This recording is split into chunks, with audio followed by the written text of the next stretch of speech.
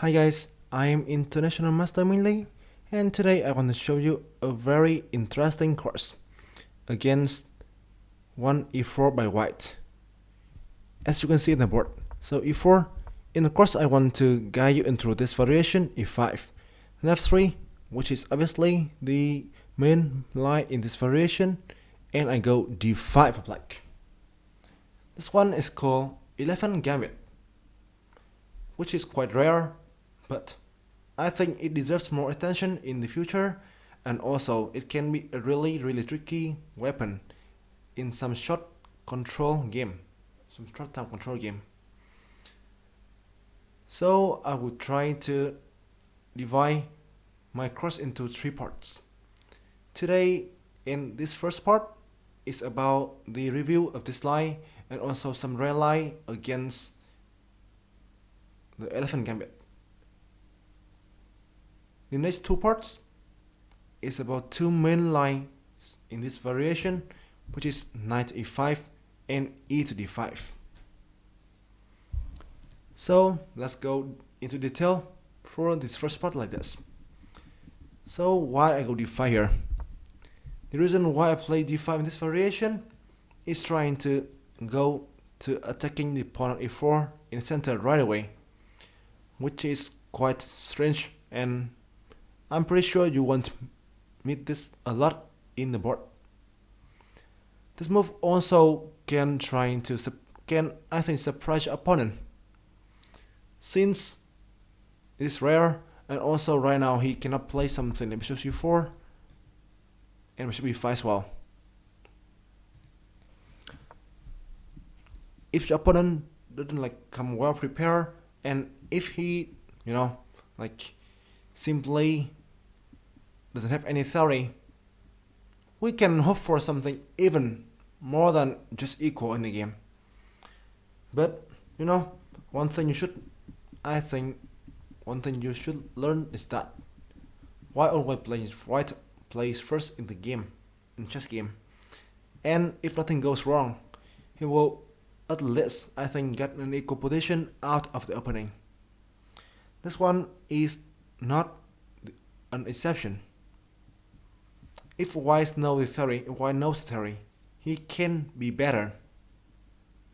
Actually, we need to prove some compensation after the opening, but I have dig deep into this, and I can tell you that we can. The only thing we need to know is some theory, and also there are not many lines for you to go through as well.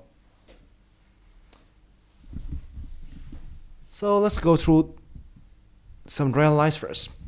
We are trying to attacking e4, right? So here, obviously, apart from the 2 moves attacking some center pawn like d5 and e5, white need to defend the pawn e4, right? So here, in the first part of the 11 Gambit variation, I will show you 3 moves, which is super rare, but I think you might meet this one in the game. So that 3 moves are queen e2, d3, and knight c3 to defend the pawn on e4. Of the 3 moves, I think queen e2 may be the most annoying, since it is something that can transpose to the main line, but if you know the stuff, you can have a good position for sure. Let's go to some rare lines first. I will go to d3 first. 3d3 for white to defend the pawn e4. But now, I think it's pretty easy first. You can absolutely take on e4 right away, like this.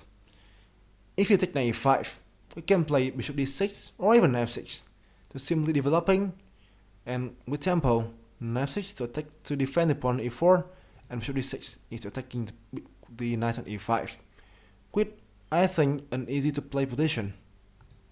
And if white reacts with d4, recaptures the pawn on the center, we simply play queen d1 and force white to lose the right to castles properly. King takes, knight c6, developing the knight with tempo, right? defending the pawn e5. Bishop b5. I think this should be the most challenging reply for white. If we play some other stuff, we simply, like if we play c3, with the idea to develop the knight, we simply play bishop d6 to defend a5 pawn, and then bishop c4 like this. The idea can be simply knight f6, get the rook to the d file, and this pin can be always annoying. Knight d4 is always a threat that whites need to look at for sure. So bishop b5 to pin the knight, and we need to play bishop d7. We absolutely don't need to worry about bishop c6, since we can always capture back, and the e4 pawn also hanging, right? Then c3, castling on the king side with the idea to get the king on e1 into the rooks. On d5 attack, king e2 to escape, and bishop d6. In this position, I think black is at least equal, since the white king cannot castle properly, and white doesn't have any clear way to attacking us. We are really solid, and we can, since on this move we can try and play bishop knight d4, bishop d4, or knight f6. There are a lot of stuff we can do here, and I think we can be absolutely fine in this position. The second line I will go through is knight c3. Defend the pawn with a knight, trying to finish his development and bringing some strong force into the game early.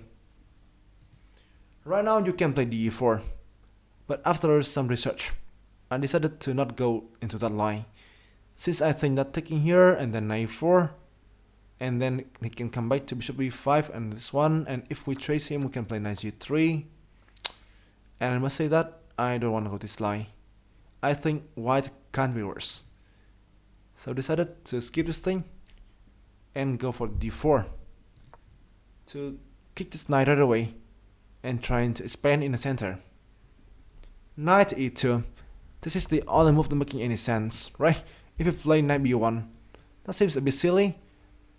I don't think anyone can play this. Knight e2 with the idea to play knight g3 to relocate the knight, also trying to get that into a good square for the knight, which is quite a typical maneuver in this kind of variation. Knight c6. Once again, developing with tempo, defending the pawn, right? Knight g3. And now, actually we can play knight f6. We can play some normal stuff, like this one or this one.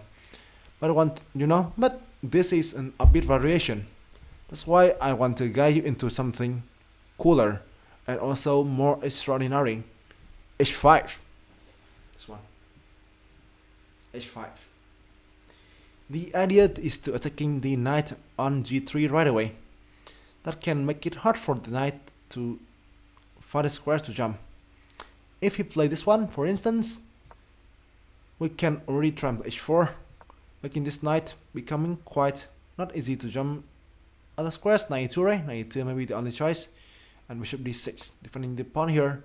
We can try h3, and we can even try and go for some fast attack in the king side as well, since we have a lot of space, right? h4 seems to be the only move making sense to me. But now we can play bishop g4, this move. This pin is always a knight, and also, right now we don't need to fear that the bishop on g4 can be kicked away, right? Bishop b5 and bishop d6. Once again, this seems a bit passive, but now we're defending the pawn e5, since the knight on c6 is being pinned, right? d3 and knight e7. We can play queen e7 and castling here, for instance. We can also try and play something like knight g6 and knight 4 to go for some activities. Once again, black is completely fine at this position. So let's go into the queen e2 move that I think should be considered the main line. d4 right away. d4. So now I think white has two ways to recapture the pawn. Queen e4 and knight e5 should both be considered. Let's go for knight e5 first, since I think it is easier to play for black here. Knight f6. Knight c3. One thing I need to tell you about queen e2 first. You know, we can meet this idea again in the main line. But queen e2 can attack in the pawn e4, which is slightly weakened in this position. But the queen on e2 simply block this bishop on f1, that making his development quite slow, right? So we can try exploit by some fast development and try and bring the rook to the e file. Sometimes we can even try and sacrifice a pawn on the e file to go for some activities, and you know, there are a lot of compensation for us. Knight c3, bring another knight to attacking the pawn e4. We can absolutely play this, bishop d6. And here, if you play run the knight, we're castling with a good position. But I want something better, so I play queen d6. Kicking this knight right away. Knight c4 and queen e6. If you play f4 to defend the pawn here, we simply capture with the in passant, and knight 3 bishop e7 is good for us. Castle next.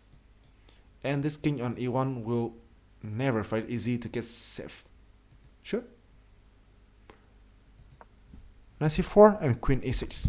Get the queen into the e file, also defending the e4 squares. d3 is kind of a must right now.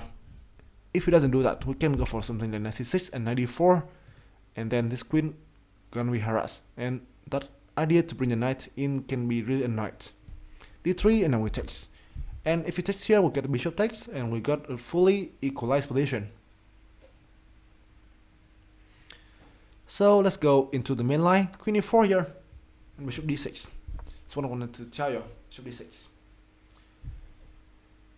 The main line should be bishop c4.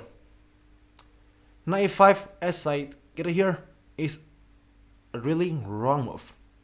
Simply queen a7, and this pin can give us a piece. He have nothing to run and to defend against our idea.